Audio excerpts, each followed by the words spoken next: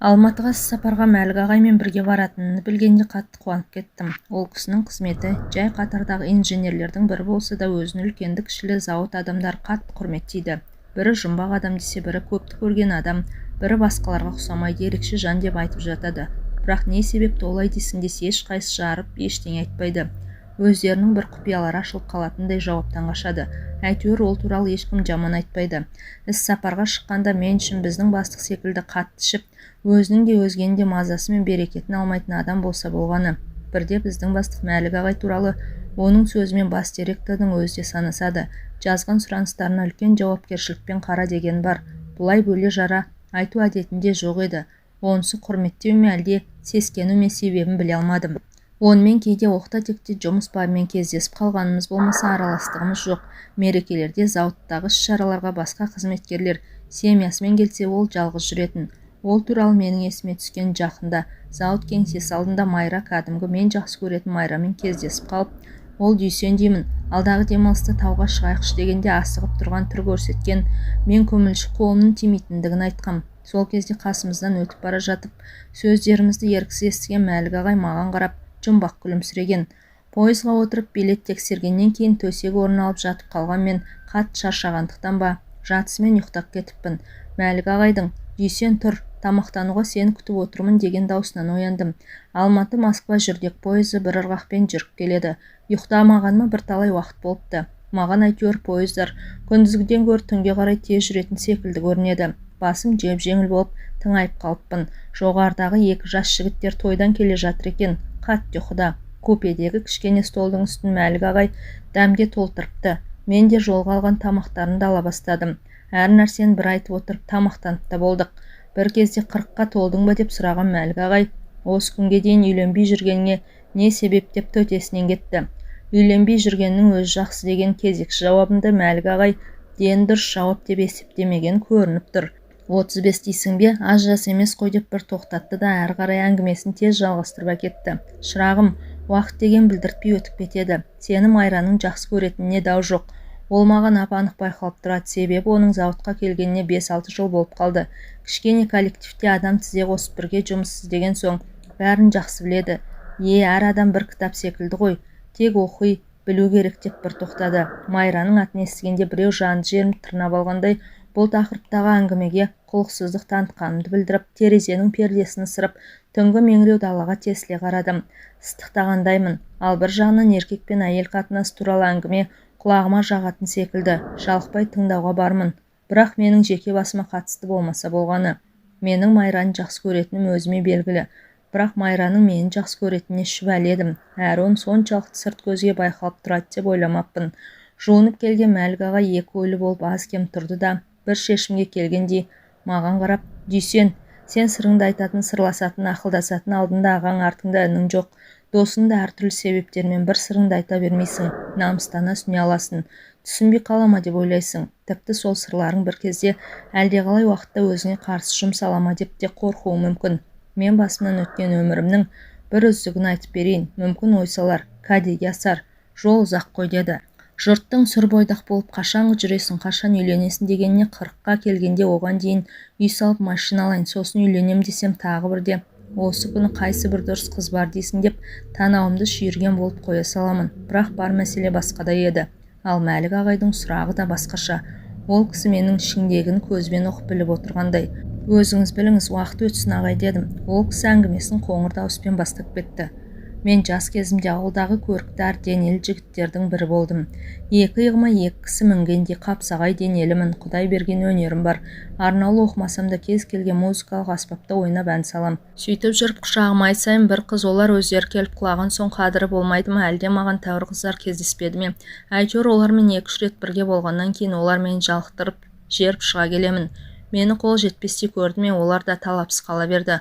Атыраудың Әсила деген бір қызы маған "Үйлен" деп біраз жүгіргенде, "Мен сенің бірінші жатқан еркегің емеспін ғой" дегем. Ол "Мен сенің алдыңда адал болдым. Мен жасөспірім кезімде бір мас адам зорлап кеткен деп шынымды айттым ғой. Сен менімен болғанша басқа жігіттермен сүйіскен де емеспін" деді. Аз-кем ойланғаннан кейін маған пәк болып кездескен қыздар да жетерлік деп күлгенінде ол жылып алғандай, "Ендеше сен солардың пәкті құрсын. Мен сені шын жүрегіммен сүйіп едім ғой деп көздеріне толған жасты көрсетпеуге тырысып жүгіріп кеткен. Мені ол кезде қыздар ғана емес, тума-туыстар да жұмысқа бастықтарға дейін төбелеріне көтеретін. Жүрген жерім думан, ауыл түгіл ауданға келген әртүрлі комиссиялар мен атақты қадірлі деген адамдардың алдында өнер көрсетем. Табыста жаман емес. Шынымды айтсам, сол қызға берген сондай мысқыл жауабыма әлі өкінемін. Сол қыздың қарғысы бірнеше күн құлағымда шыңылдап тұрғандай болғанмен, біраздан кейін ұмытып кеттім. Қайран 25-тің демімен алды-артыңа қаратпайтын бұлқынған бұла күштің тасқыны шығар. Кез келген ортада суда жүзген балықтай өзімді еркін сезінемін. Сөйтіп жүріп үйленіп ажырасып та үлгердім. Олардың арасында көлденең кездескен әйелдер мен кездейсоқ байланыстар қаншама. Сөйтіп жүріп 32-ге келдім. Сол кезде менің өмірімде бір өзгеріс болып басыма қара бұлт ұрылады. Бір рет әйелмен оңашада ыңғайсыз жағдайға қалғаннан кейін сол жағдай бірнеше рет қайталанған соң әйел атауға беттемей қалдым. Тағы бірде бір қылықты әйел үйіне шақырып, тәтті қылығына денем балқып төменгі жағым жыбыр-жыбыр етіп жан біткендей болып еді. Жем-жемге келгенде қанша тырыссам да түк шықпады. Қылықты әйел істемейтіні бар, қатын не тең деп былш еткізді. Содан кейін үйленбек түгіл әйелдерге жақындауға қорқатын болдым. Менің өмірімде басқа бір кезең басталды. Алматы мен Москваның арасындағы қалалардағы талай дәрігерлерге көріндім. Бойыма қан жүгіргенмен әйелге жақындағанша күш кетеді. Не керек, әйтеуір дәрігерлердің қойған диагноздар мен қолданған емдер қаншалықты әртүрлі болып, әртүрлі ем қолданса да нәтиже болмады. Менің емделуден де бетім қайтып шаршадым. Шет елге шығып емделу ол кезде Советтер одағы дейін үлкен елуде біреулер ғана бұйырады. Оның үстіне қарыз жағы да қол байлау болды. Жылына алатын демалысты бір ай. Одан шешем қайтыс болып ажырасқан әйелім басқа қалаға көшіп, жаныма жұбаныш болатын жалғыз баламен кездесуде проблема болып қалды. Жанымды арақпен жұбатқым келіп, бөтелкемен ащы суды жақсы көріп, бірге ішетін бөтелкелестермен дос бола бастадым.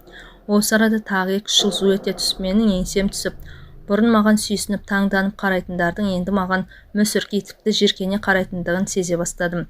Әйтеуір денемді сүйреп жұмысқа келем. Көңілімді ауламақ болған дос-жаран тума-туыстарға ыңғай бермеймін. Олар менің көңілімдегі ең үлкен қорлықты білмек түгіл сезбейтін де. Сол кезде тағдыр маған аяулы бір періште әйел жолықтырды. Сәлима маған тағдырдың тартқан үлкен сый еді.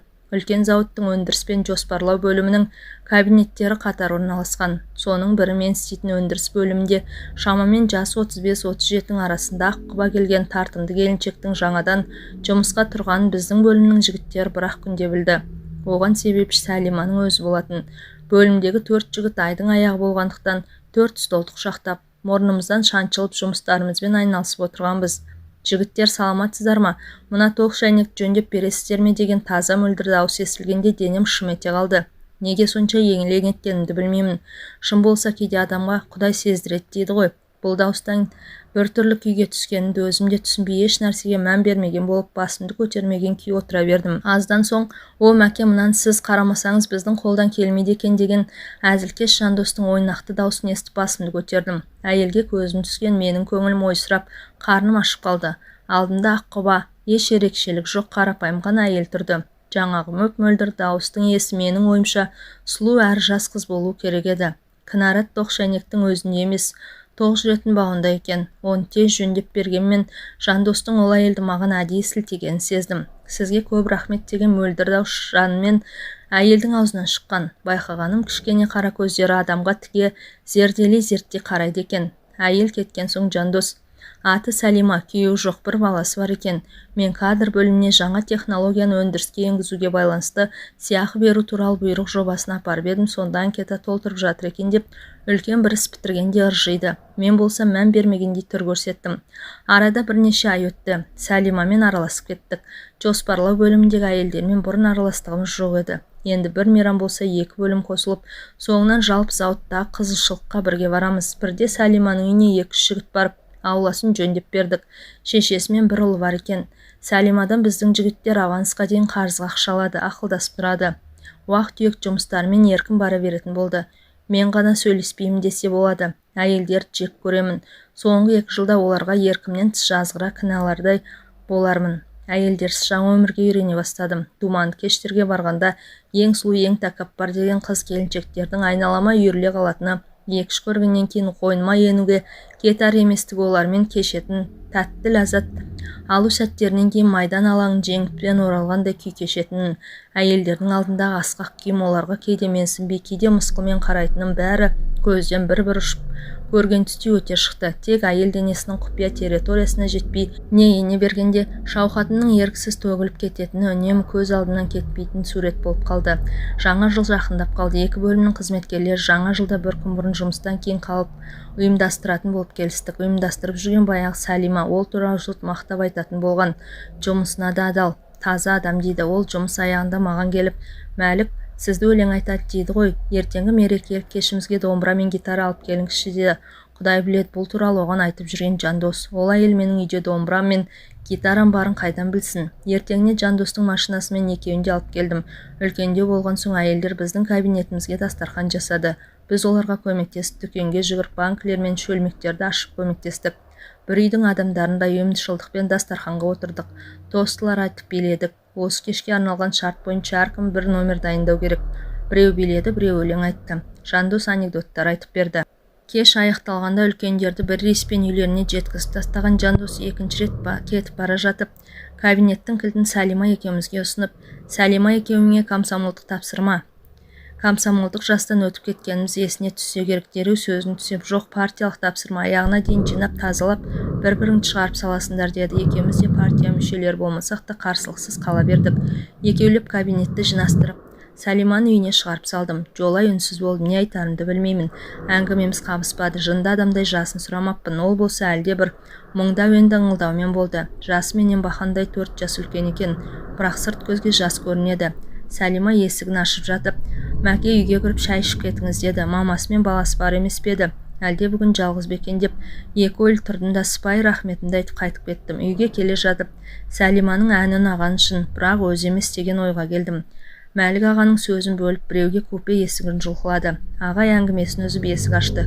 Купесін шатастырып алған көрші купенің адамы екен, сірә рестораннан қайтса керек, аузынан арақ иісі сасып тұр. Әңгімемізді бұзып жіберді. Мәлік ағай да тамбурға шығып темек тартып, даусын баяулатып әңгімесін әрі қарай жалғастырды. Жұмысқа келсем, Жандос жымың-жымың етеді. Жағдай қалай деген сөзіне соншалықты маңыз береді. Екі иығымды көтерем, жұрт дегенді қойсаңшы. Жандос тағы нағыз парсыңдар дейді. Жалғызлықты әйелге ғана емес, жалғызлықты еркекке де сөз үйіркеледі екен. Бір күні мені тоқ ұяларын жөндеуге Сәлима үйіне шақырды. Жөндеу деген әдейі айтылған сылтау. Бүгін Сәлиманың туған күні екен. Ыңғайсызданып қалған мен неге жалғыз қарсы алғалы жатырсың деп едім. Ол тіке туған күнімді сенімен бірге өткізгім келеді деді. Онымен жалғыз қалудан қорыққандай кеткім келіп еді. Аяқтарым айтқаныма көнбегендей, көңілім де онымен бірге аз уақыт болса да бірге болып қаладым. Бірақ асығыс едім, баратын жерім бар. 1-2 сағат болайын. Бұндай күн сені жалғыз қалдыруға болмас деп күлген болдым. Алдымызға иісі бұрқыраған манты да келді. Салаттардың да ащысы, тұщысы да бар. Тос айтып құттықтаған болдым. Білмегенімді айтып, сыйлығың мойнымда дегенді қостым. Сәлима шарапты молынан ішіп отыр. Кезектесіп те қосылып та өлең айтып біраз уақыт өткіздік. Тезірек қайтуға себеп іздегенмен, сені бұлай көп шетте ойлаған жоқ едім деді. Сенімен еркін сөйлесіп, еркін болу үшін әдейі ішіп отырмын деді. Бағанадан бері бір жаққа бармақшымын деп тартыншақтан тормозын ұстамай қатты ішіп кетем бе деп қорқып аз ішіп отырғаныммен рюмканы сыртып қойып үлкен кесеге ақ арақты құйып тартып жібердім де, несі бар, еркін болсақ еркін болайық дедім. Ол біраздан кейін тіземе отырып мойнымнан құшақтады. Еріндерімді іздеп тапты. Сезімім селт етпейді. Мәлік, бағана сыйлығың мойнымда деп едің ғой. Сол сыйым болсын, бүгін таң атқанша менің қасымда болыш деді. Арақ ішкеннен соң ба әлде бүк не шық болсын деп бұл қатынасымызға тезірек нүкте қоюға тырысып өзімше жұмбақтап, Сәлима, мен сенің ойыңнан шыға алмаймын-ау деп қорқамын деді. Тағы бір жол бар. Ол ештеңеге қарамай атып тұрып үйге қайту болатын. Бірақ Сәлиманы аядым. Олай істесем оның намысын таптап, менсінбей кеткендей болам. Бағана отырмау керек еді. Енді бір қалған соң не де болса аяғына дейін жеткізу үшін шыдау керек деп шештім. Құшағыма тығылып жатқан ол, оны білем деді. Мәссаған дедім ішімнен. Нені біледі екен? Мен сені сүйемін Мәлік. Ол жағың істемегенмен қолың мен тілің бар емес пе? Қап, мына қатын мені өлтірді, өзіне мене көріп келме. Тілім байланып қалды. Мен құлағым қате естіп тұрған жоқ па деп құлағымды шұқыдым. Дұрыс еститін секілді. Сәлима сөзін әрі жалғастырды. Сен тек таң атқанша менің қасымда болып, менің айтқандарымды тыңдасаң болды. Бір түн ғана, содан кейін өзің шешерсің дедім. Кішкентайымда ғана ойыншық алып берсе бұзып зерттеп ішінде не бар не жоғын біліп қайтатын құрастырып шығатынмын. Мені бір әуестік биледі ме, әлде әйел мен еркек арасында қатынасты бір кісі де білемін дейтін маған өзімнен біргілі ұстаз кездескенін сезінбей, әйтеуір ұятты бір жағдай болса көп ішіп қойыппын деп, нағыз болмаса ол жерден жұмыстан шығып кетерім деп ойлап, осы жерде таң атқанша қаламын деп шештім. Басыма арақтың буы тие бастаған секілді ме, көңілдене бастадым. Әміріңізге құлдық, о падишам, не бұйырасы деп ойнақылана тіл қаттым. Бар киімдеріңді шеш те ваннаға жүр, мен су толтыра берем деді. Дастархан басына келіп тағы бір рюмка арақты қағып салып, еркінсіп ұялмайтын етіп жіберетін арақтың болған қандай жақсы деп ойладым. Ваннаға кірсем, Сәлима ваннаға су толтырып, әлде бір қызғылт сары ұнтақты суға салып жатыр екен. Мұрын жарған қош иісі аңқып кетті. Арақтың қызуы ма, дел сал бір күйге түстім. Сәлиманың айтуымен ваннаға отыра кеттім. Ішімнен әлде дауыс шықты ма білмеймін. Рахат, ұят емес деп өзіме өзім дем беріп қоям. Сәлиманың тыр жалаңаш шешініп жатқанын байқап көздерімді жұма қойдым. Әйел денесінің сәл ашық жеріне көзім тисе болды, бойымды билейтін тәтті дірілден еш хабар жоқ. Өлім-ай деймін ішімнен. Ваннадан атып шығып кетіп те қалғым келді. Не болса да болар болды. Иә, оны білем дегенде нені меңзеді екен? Мен болсам өзімнің пас екенімді меңзеп айтқам. Қателеспесем, ол да менің ойымды дұрыс түсінген секілді. Бала емес қой, мейлі. Не болса да енді бәрі кеш. Көп болса Сәлимамен бірге істейтін заводтан жұмыстан шығып кете саламын. Мәлік белгісіз екен деп айтып жүрмес. Өзі ғой қалмай жүрген. Мәлік қане арқаңды сайын. Мен бағана шомылып алғам деп баласын шомылдырған анадай мені жуындырып жатыр. Мен болсам не істесең соны істе. Бар ерікті өзіңе бергем дегендей, момақан күйде отырып ұйқыда жатқан сезімді оятып алса тіпті жақсы болар еді деймін. Мені шомылдырған суды төгіп тастап қайтадан су толтырып маған аяқтарыңды жина дегенде ымдап өзі де отырды. Біреу айтса күлер едім. Ваннада шомылудың да өз қызығы бар екен. Әсіресе әйел мен еркектің бірге шомылғаны. Ванна үлкен болғанмен екеумізге таршылық қылғандай, Сәлима алдыма бір адамдай жартылай жабысып жатырмыз. Сәлима менің батылсыздау қолдарымды қос арна апарды. Жайлап сипағаннан артыққа бармадым. Қысып алғым келген, аймалап ұзақ сүйгім келген. Бірақ содан соң не істеймін деймін. Мәлік, мені төсекке көтеріп алып баршы деген сызылған үнді естігенде көрші бөлмедегі төсек емес жердің шетіне алып бар десе де әзір едім. Бөлек бөлмеге жерге салынған төсекке әкелгенде Сәлима болтың етіп құшағымнан шығып кеткенін пайдаланып, дастархан басынан 2 рюмкаға арақ құйып әкелдім. Сәлиманың шарап ішіп отырғанын білсем де әдейі ақ арақ құйдым. Өзімнің де ішкім келіп тұрмаса да өз есебім бар. Кейде әр нәрсенің кем-кетігін арақ білдірмей жібереді. Арақ ішкендер анау-мынау нәрестеге көңіл аудара қоймайды деді ғой. Сәлимаға екеуміз үшін алып қоялық дедім. Қиыла қарап ішуін күтіп, одан кейін өзімде тартып жіберіп, бір нәрсені қатыратын адамдай Сәлиманы құшақтап төсекке құладым. Сәлима мойнымнан тас қылып құшақтап, денеме дене болып жабыса қалып ерін тосты. Енді ерінге тиіп, бұлақ суына шөлдеп келіп бас қойып сіміргендей аймаласқан соң қолдарының да өзінен өзі автоматты түрде әйел денесін сипалап түгендей бастады ғой. Жаным, мен сені жақсы көрем. Сен менің ұзақ күткен адамсың деді Сәлима, денемді біресе аймалап, біресе сылап жатып. Екеуміз космос кеңістігіндегі салмақсыздықта ұшып жүргендейміз. Біріміздің басымыз біріміздің аяғымызға жатады, немесе керісінше. Сонша әйелдермен болып бұндай жағдайда соғыспаппын, қабат деген ай деп өкіндім. Сәлиманы мұндай қызу қанды деп ойламап едім. Денесіне массаж жасап аймалағанында өзінен өз қозып, демі жиілеп, көздері жалт-жұлт етеді. Мәлік, бар денемді аймалашы деді алқынған дауыс. Өзі маған үлгі көрсеткендей сандарымды да сөмірейіп солық жатқан 200 грамм етімді де жанай өтті. Одан соң сұқ саусағымды қыса ұстап өзінің кіндіктен төмен тұсына апарды. Мен оқыған сұраға келген студентте қуанып кетіп, оның қолдарын сүйеп тапты, сол аймақты зерттей бастадым. Сәлима көздерін жұмып рахат бір күйде жатыр. Денесі бабында, титімтей артық еті жоқ, қолын мүсінді. Бәйгіге қосылар сәйгүліктей жұтынып тұр. Еркекпен болмағаныңа қанша болды деймін, алқына сыбырлап. Тіпті бұл сұрағымның орынсыз екенін біліп те тұрғандаймын. 5 жыл 7 ай 9 күн. Жаным, бірін-бір жақсы көретін адамдар бір-біріне деген ынтызарлық сезімін жасырмау керек, оны көрсете білу керек деп, менің дене мүшелерімді түгендей бастағандай, мен де енді даладағы қос күмбездей қос арбаған, кеудеге біткен қос анарды аймалаған сайын ес-түстен айырылып барамын. Бірақ белден басып өтіп, бөксе жаққа баруға жүрегім дауалар емес. Мәлік, сен психологиялық кедергіден өте алмай тұрсың. Әйел мен еркектің арасында қарым-қатынас өз алдына үлкен бір ғылым. Бір-біріміздің денемізді зерттеуді бірге бастауымыз керек. Бұл уақытша нәрсе. Сен ертең емделіп, жазылғанда мен жүкті болып, сенің балаңды көтеріп жүргенде сенімен жатуға болмайтын, 1-2 айда да сезіп, рахатына бөленудің осындай жолдары бар.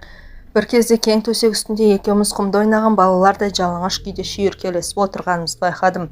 Сәлиманың мені қанаттандырып, мен жүкті болып сенің балаңды көтеріп жүргенде деген сөздерінің соншалықты сенімді, соншалықты нық шыққаны сондай. Кенет менің басыма әлдеқайдан бір сигнал келгендей, сәл шыдасам Сәлиманы жүкті ететіндей көрініп, 5 жыл 7 ай 9 күн еркекпен болмаған әйелдің алдында бір түн айтқанын тыңдаймын деп уәде беріп, сөзіме қожа бола алмағаныма азаматтыққа жатпайтынын түсінген болуым керек.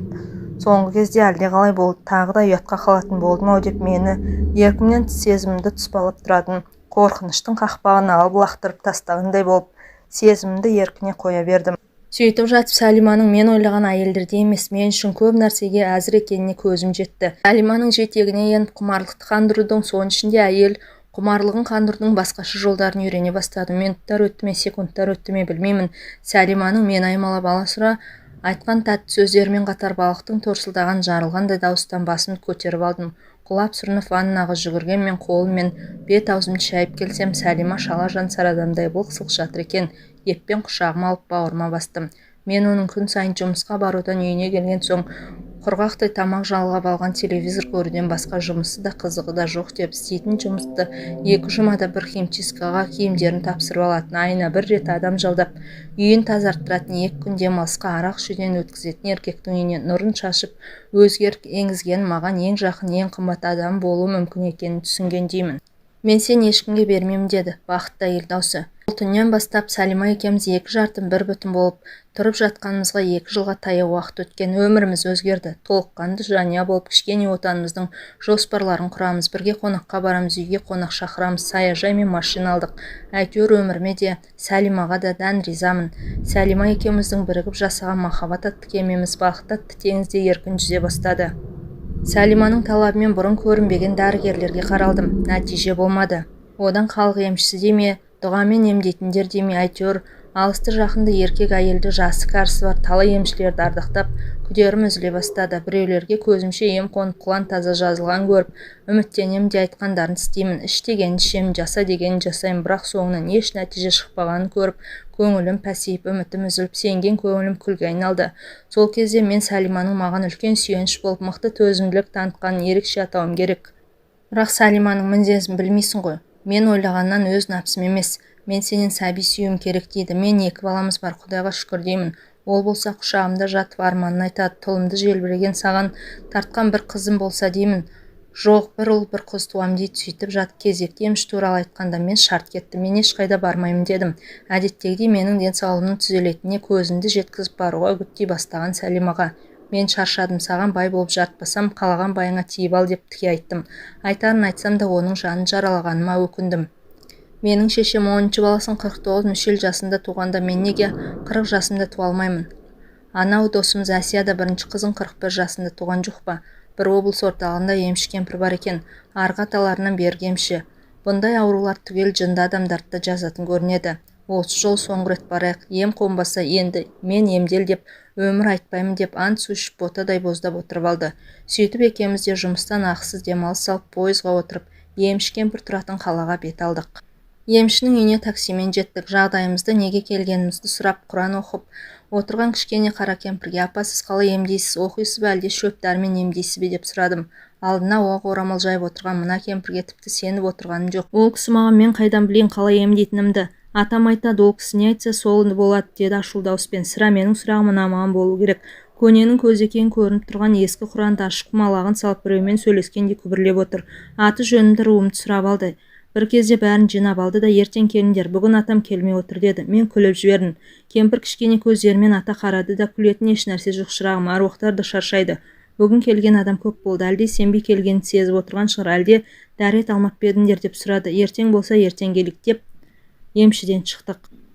Кеше атаның неге келмегенін түсіндім. Сенбегенің өз алдында сен жаман адам екенсің ғой. Күлге аунаған атеш құсап, жатпаған ұрғақшын қалмап, мәс саған мойнында 2 қыздың қарғысы жүр, ойбай, нысапсыз нәпсіқұмар. Ең жақын досыңның әйелмен де болыпсың ғой деп маған кішкене көздер өңменмен өте қарады. Менің тілім байланып қала жаздады. Оның айтып отырғанын барлығы шындық еді. Мына кемпір емші емес көріп кел ғой деп ойладым. Қалай білген, мен бұлай қалада 1-ші рет болып тұрмын. Еш танысым жоқ. Менің басымнан өткен өзімнен басқа ешкім білмейтін нәрселерге дейін қалай білген. Мағрипаның өзі дедім қақалып шашалып, досымның әйелін айтам, оның өз қойныма кірген даусымның әрең шыққанына өзімде таңданып, басқа еш нәрсеге сөз қарсы айта алмадым. Көзімнен тырс-тырс жас тамып отырғанын байқадым. Кемпір менің өткен өмірім телевизордан көріп отырғандай әлі сөйлеп отыр. Айтқандарының бәрі дұрыс, бәрі тура. Жә, қорықпайық қой, келіншегіңе айтпаймын, оны жоғалтудан қорқады екенсің. Түнімен Құдайға жалбарыныпсың ғой. Иә, ата, не дейсіз? Ауруын сол өзіңіз айтқандай ма? Иә, бір кезде емші кемпір өзінен өзі әлде атасынан сөйлескеннен қойып маған қарады да қара терге түсіп көздері қып-қызыл болып кетті. Сен жазыласың, атам айтты деді. Бірақ өтеуіңе қымбат адамың ба әлде қымбат нәрсені жоғалтасың деді. Емделесің бе жоқ па, өзің шеш. Менің шындықтан басқа айтатыным жоқ саған деді емші кемпір. Ештеңені ойлағым келмеді. Бар жан дүниемен емделгім келді. Иә, емделем, сізге сенемін дедім. Айтарын айтып алып өзім таңдандым. Емшіге қалай сенбеймін, бәрін тура айтып отырса, ал өтеуіне жоғалтасың дегені не тайыр, ол туралы ойлағым да келмеді. Емші кемпір маған емді атасының айтуына қарай жасайтын, 3 күн оқып балауыз қоятын, 3 рет молаға барып сол балауыздарды ескі молаға көмуім керек екен, сосын 3 күн оқылған 7 түрлі шөпті салып ваннаға түсу керектігін, одан соң денем мен тамырларын жібін, соңынан қызғалдақтың майын денеме массаж жасайтын айтты. Үйден шыққанда Сәлима мені құшақтап алып, Мәлік не болды, түрің құп-қу болып кетіпті, емделгің келмесе керек емес, кетейік. Жоқ, емделгім келеді, және осы емшінің мен емдеп шығатынына сенемін дедім. Емшінің көмекшісі шығып, Сәлимаға кім апам кірсін деп жатыр деді. Сәлима емшіден шыққан кезде жүзі шырайланған, қуанышты, бірақ көзінде жас тұр еді. Қонақ үйге келген соң Сәлиманың айтуынша мен 100% өзгеріп кетіппін. Емнің ең соңғы күні емші үлкен телефон жабылған төсекке мен тырдай жалаңаш жатқызып Құран сөрелерін оқып денемді қолдарымен сылап, екі шекемді ұзақ уқалап отырды да көз ілеспес шапшаңдықпен еркектік мүшемнің асығын жағынан бір нәрсені жұлып тастағандай гырқ еткізді. Жан даусым шығып айқайлап жібердім. 2-3 минуттай селкілеп жатқан мен кішкентай емші кемпірдің денемдегі тарамыс қолдар тиген жерлердің көгеріп шыға келгенін байқадым. Осы кезде емші Сәлиманы шақырған. Оған да шешін деді. Біз аң-таңбыз, бірақ басында кемпір мені емдесін десеңдер айтқанымды бұлжытпай орындайсыңдар деген. Өзім ыңғайсызданып жатқан менің басыма мына кемпір не істегелі жатыр деген қорқыныш кірген. Ол менің ойымды оқығандай. Қорқатында, ұялатында ештеңе жоқ. Дәрігерден ұялмайсың ғой, менен неге ұяласыңдар? Менің дәрігерден айырмашылығым, дәрігер сенің тәніңді емдесе, мен жаныңмен қоса тәніңді емдеймін. Ал мына өзің некелі әйелің ғой, бойыңды жинап үстіңдегі майды сүрт те әйеліңмен жат. Мен шығып кетем деді. Мен өңбе түспе, сенелар емеспін, не істерін білмеймін. Шешініп жатқан Сәлимаға қарағанда бойымды жағымды бір дірілдің пайда болғанын сездім, таныс сезім. Айналам жарық нұрға толып кеткендей. Орнымнан тұрғанда тамырлары білеуленіп, бар күшіне мініп тұрған 200 грамм етімді көрдім. Бұл маған баға жетпес бақыт еді. 32-ке толғанша тәтті ләззаттың дәмін татып, әйел атаулының сүйіктісі болған жігітке 30-дан асқан шағында еркек ретінде дәрменсіз болып қалғаннан жаман нәрсе жоқ еді. Сол сәтте мен өзімнің шын бақытты екенін сездім. Сәлимамен өткен 2 жыл бақытты деген өмірім, менің тәубеме келуім болса Сәлиманың шүкіршілік екен. Дені сау күйеуінен жүкті болғысы келетін әйел, төсекте еркек құшағына мейір қанбаған әйелдің томардай болып жататын әрекетсіз еркектің қасында жатуы да бір азап екен менің санама жаңа жеткендей. Сәлиманың үйреткен амалдары да тек бергі жағынан өзіміз алдау секілді көрінді. Ялғанымнен абыройын екі қолмен жауып тұрған Сәлима бір күліп бір жылап тұр. Есіктің арғы жағынан емшінің әмірлі даусы естілді. Болыңдар, мен емнің нәтижесіне көз жеткізбеймін бе? Денемді майда шала сүртіп, қапталған төсек үстіне Сәлиманы жығып салып, ып-ыстық шуақты ләззат тұңғиығына сүңгіп кеттім. Сәлима екеуміздің жанымыз бен тәніміз бірігіп бір адамға айналып кеттік. Арасында Сәлимаға саған рахмет, сенің еңбегің деймін, емшінде ұмытып кеткенде екеміз. Сол кезде бізден бақытты жандар жер бетінде жоқ еді. Қайтар жолда пойызда жоғары класты 2 адамдық орын алып балайымызды өткізгендей болдық. Біздің қуанышымызда, бақытымызда шек жоқ еді. Екеуміз де махаббаттың табиғи тән ләззатына шөлдеп қалыппыз. Мені кемшіліктеріме қарамай сүйе білген, маған әркез сезім мен сүйіспеншілігін дәлелдеуден тынбаған, жетелеп жүріп осындай дәрежеге жеткізген Сәлимаға деген ризашылығым шексіз еді. Дүйсен мен доғарайын дем алатын уақыт болды. Қалғайын қайтар жолда не болғанын Алматыға келген соң айтайын деген. Мәлік ағаға мен жұлып алғандай, жоқ Мәлік аға, менің ұйқым келіп тұрған жоқ. Айтыңыз, Сәлима апа қайда? Мен оған тағатсыздана қарадым. Ішімнен менің де өз Сәлимам болса ғой деп арманды бүлгердім. Мәлік аға бір сәт үнсіз қалды, салқын шай құйып ішті. Терең дем алып, аз кем отырып қалды. Мен Мәлік ағаның басындағы әлде бір ауыр халді сезгенде оған тынышсыздана қарадым. Сұрағыма өкінгендей төмен қарадым. Сәлимадан ойда жоқта айырылдым ғой деді ол күрсініп. Біз бақытты едік. Сол бақытымызды Құдай көп көрді ме? Білмеймін, бір күні өмірімнің быт-шыты шықты. Ертектегі әжелеріміз бәрі Құдайдың қолында, берейін десе бір күнде бері салады, алайын десе бір күнде ала салады деп отыратын. Сол шын екен. Емшіден кейін 3-4 айдан кейін Сәлиманың аяғы ауырлаған, төбеміз көкке жеткендей болды. Әсіресе арман орындалған Сәлимадан асқан бақытты адам жоқ еді. Ажарланып өзіндегі шуақты айналасын дағдылармен бөлісіп жүретін. Мен оны ерекше күтімге алдым. Ауыратын бүйрегін жиі қаратты. Витамині мол тамақтар ішкізіп үйде ештеңе істетпейтінмін. 2 баламен қосылып алақанға салдық. Тіпті ішіндегі сәбиіне көп мезгіл болмаса да ауырлық түседі деп өлең де айтқызбауға тырысам. Кәрі қыз ұл тапса қоятын жер таппайды дегендей, мен де аяулымды кешігіп кездестірген бақытымды, мені толыққанды өмірге жеткізген қымбат досымды қалай күтіп сақтарымды білмедім. Әйтеуір менің жан дүниемде бір мазасыздану басылды. Мен Сәлиманың ауру бүйрегінен қорқатын едім. Сол күні Сәлима жұмысқа кетерде мойныма асыла кетіп, бүгін аудандағы завод филиалында бір топ адамның комиссия болып іс-сапарға барып келетіндіктері туралы айтып тұр. Мәкеу, мына тентектің қимылдайтын уақыты әлі болған жоқ секілді еді. Жаңа жуынып жатқанымда біреу ішімнен әлсіздеу түртіп қалғандай болды. Ертең дәрігерге барайық. Мақұл ма, әрі өзіге түсіп, ол ма қыз ма білгім келеді деді. Сәлиманы құшақтап ішін ұстадым, одан құлағымды салдым, ештеңе сезбедім, әдеттегідей мұқият болуын тапсырдым. Сәлима естен шыға бара жатып қайта оралды. Тыңдашы Мәлік, мен баламызды жұбатқанда анамның мені жұбатқан өлеңін айтамын, өзі сондай ұнайды. Мен еңбек демалысымды алып үйге жөндеу жүргізіп жатқанмын, үй сырлайтын бояу езіп жатқанмен, бар Сәлимаш бар, жұмыстан қаласың, асықпай жүр дедім. Әлі күнге дейін неге солай деп айттым. Өзімді өзім кінәлаймын. Неге әдеттегідей құшағыма қыса тұрмадым, неге аймалап шығарып салмадым деймін.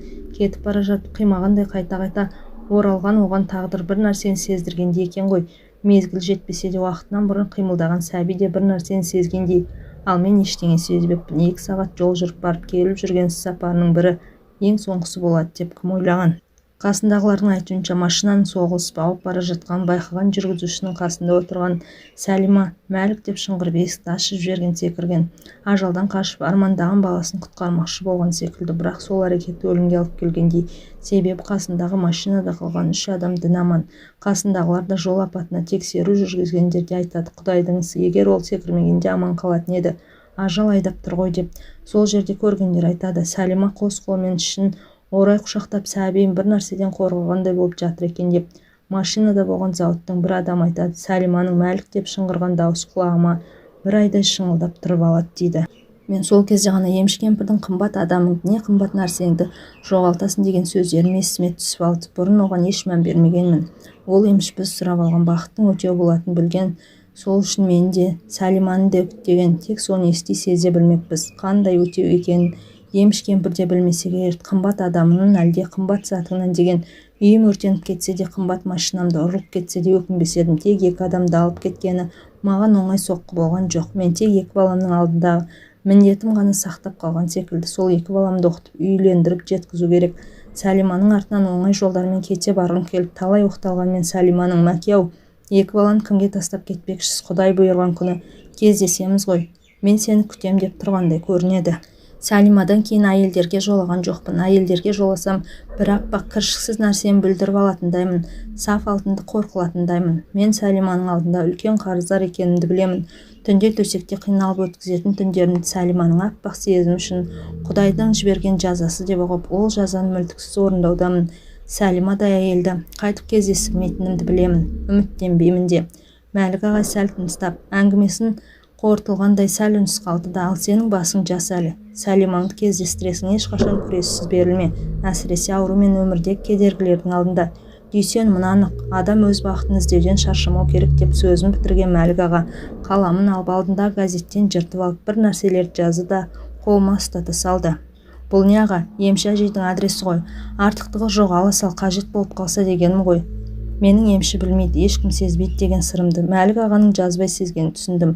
Менің бақытсыздығым қай кезден басталғанын білмеймін. Сезгенін бертін келе қыздармен жақындаспақшы болған жерде жер болғым. Анамның айтуынша кішкене кезімде қолда аяққа тұрмайтын тынымсыз бала болып, қазандағы ыстық сүтке түсіп кетіппін. Қайнап тұрмағанмен ыстық сүттің аты ыстық сүт, әлде басқа себептер бар ма білмеймін. Ата-анам да жолдастарыма да айта алмаймын, қандай дәрігерлерге барып қаралатынымды да білмеймін.